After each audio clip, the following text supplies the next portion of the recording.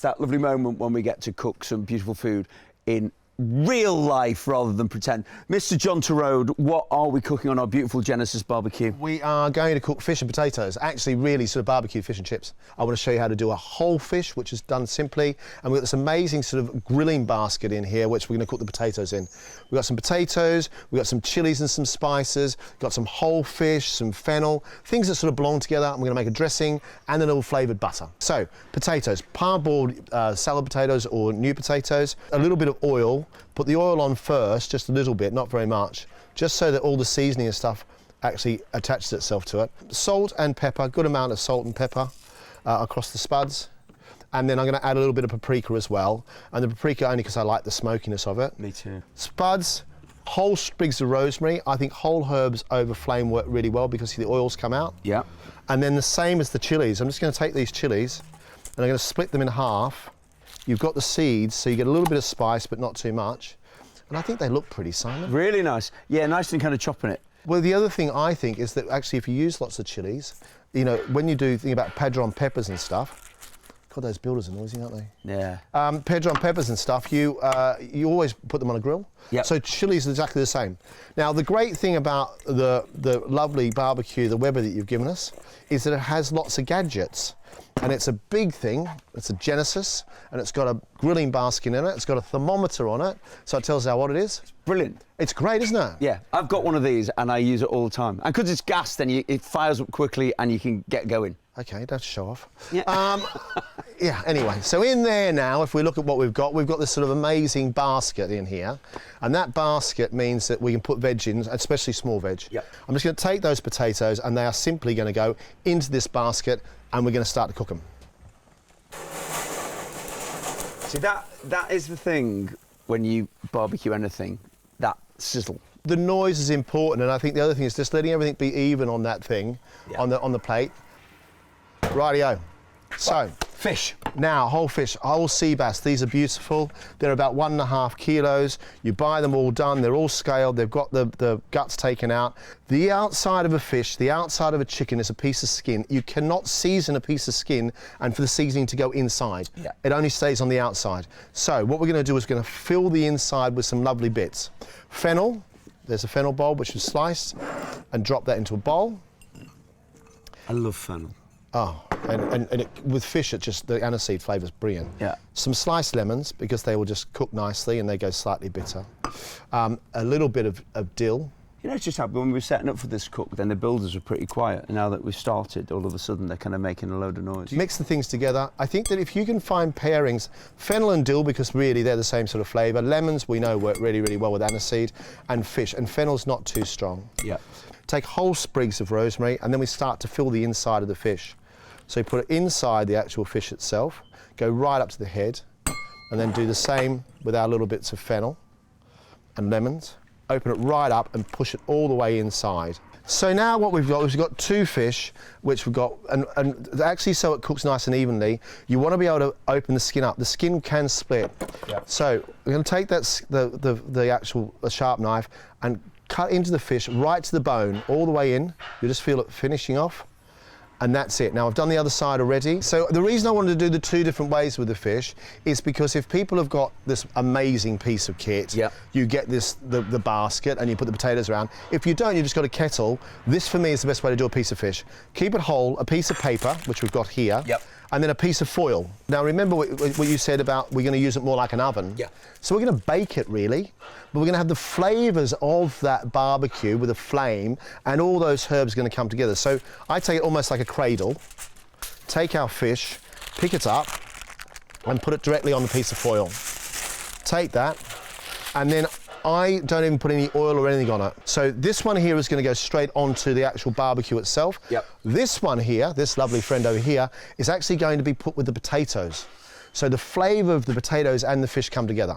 Nice. So this one was saying if you've got a kettle barbecue rather than one of these, that will kind of protect it. Yep. This way, we've already got the kit. Oh. So here we go. Potatoes and stuff are starting to cook nicely. Yep. We're going to take this one, our lovely foil one. You've got the foil, and just take it and put it straight onto there. Isn't that beautiful, though? And then here, our potatoes are now, you can hear them making that noise and starting to colour. little bit of charring that's happened there already, and the smell, heaven. Yeah, give it a decent stir, and then just Yeah. let it, let that happen. Then give it a bit of space down the centre, and I'm going to put a couple of the chilies just to. And put that down the middle. There. So I put the chilies on now. I'm going to take that whole fish, the one that we've got, which is stuffed as ready. I'm going to put that across the top of the chilies.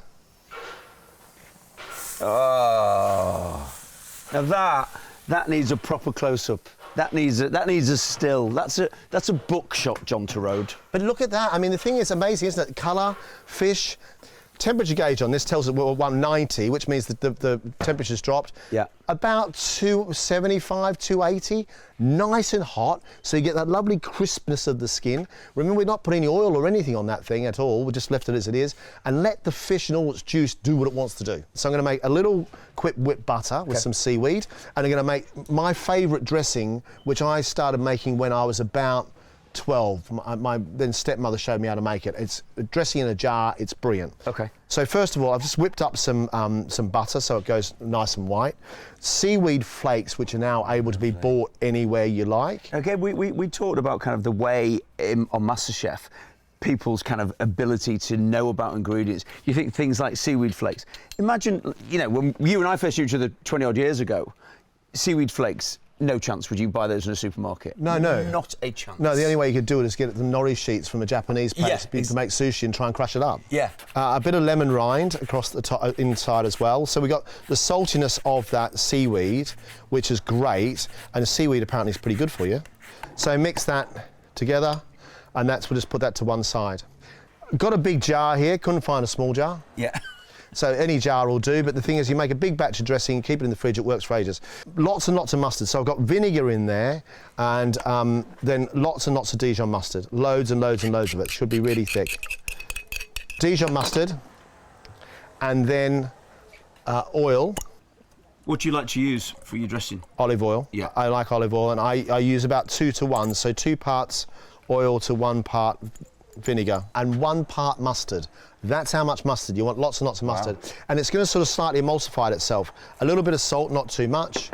A little bit of pepper, that's fine, but not too much. Take the actual jar itself, and then make sure it's well sealed before you do this, and then shake it like a Polaroid picture. And what happens is, it does semi-emulsify. So nice. But it's really strong, and whatever people do, whatever you do, sauces and whatever you do, like dressings at home, they should be powerful. That's lovely and sharp. It's good, isn't it? Big, Yeah, really, really good. proper, Yeah. From an Really Aussie, who didn't make it in Aussie, I did all right. So that goes there. So we've got our butter, we've got our dressing. Yeah. Put all this to one side. Still got a nice bit of colour, that's fine.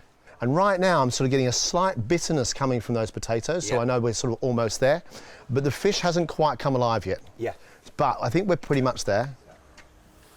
There we go. Oh. The great thing about the fish that's on the foil, if you've got a kettle rather than having a Genesis, your Genesis, you just pull the whole tray off. Yeah. But this one, you just pick up the whole thing and pick up the foil, and we're going to bring that across to there. Now, I said before, don't turn over the fish because the fish will turn out the boat. Yeah. I'm going to take this one and put that up. Put that on a board rather than straight onto your plate. And there we go. Wow. Yeah, you want a little bit of colour, don't you? Yum. And the chilies and stuff, fish, potatoes back in a bowl. We've got a lovely char. Take that seaweed butter and just drop a little bit across the top and let that just melt across the top of the fish. Remember, there's no oil on there for a reason. I didn't want it to be greasy. And then we take that potato, all those potatoes, a little bit of dressing. I always think when people make any kind of potato salad, for a better word, they overdress. Yes. And so you end up tasting only the dressing rather than that combination of potato and dressing. So you want, like you said before, John, you want the two things to become one. And then all I do is, because I want the whole thing to look nice, I just want to pour it across the top. Take a little bit of lemon, because I think it's always a good thing to do is to finish it off. Put the lemon on the side. There, one there, one there. Fish and chips, all done outside. That my friend, looks amazing. Can we taste it? Yes, please do. What I want to just explain is people say, oh, they're a bit dark, they're a bit, but you want the char of the flame. You want to be able to taste it. There's a bit of bitterness, the sharpness of lemon, bit of mustard, sweetness of fish. Oh, And underneath here, John, those potatoes are amazing. look at this. If you just pick this little bit of fish up, look, and that comes off the bone, That's beautiful. and it's beautiful. And inside's all that lovely seasoning. Good news. Lovely. That might be the best fish and chips I've ever had. Oh, Simon, you are lovely. Honestly, that is so good. And serving it that way is what you want to do. Serve it family style. Everyone digs in. Yeah. Enjoy it. Brilliant. John, thank you. That was magnificent. Thank you very much indeed. Whole sea bass with seaweed and lemon potato salad by John Torode. If you want to listen to my chat with John for the podcast in full, head to weber.com/grilling, where you can also watch Yota Motolenghi and Andy Oliver prepare delicious barbecue dishes.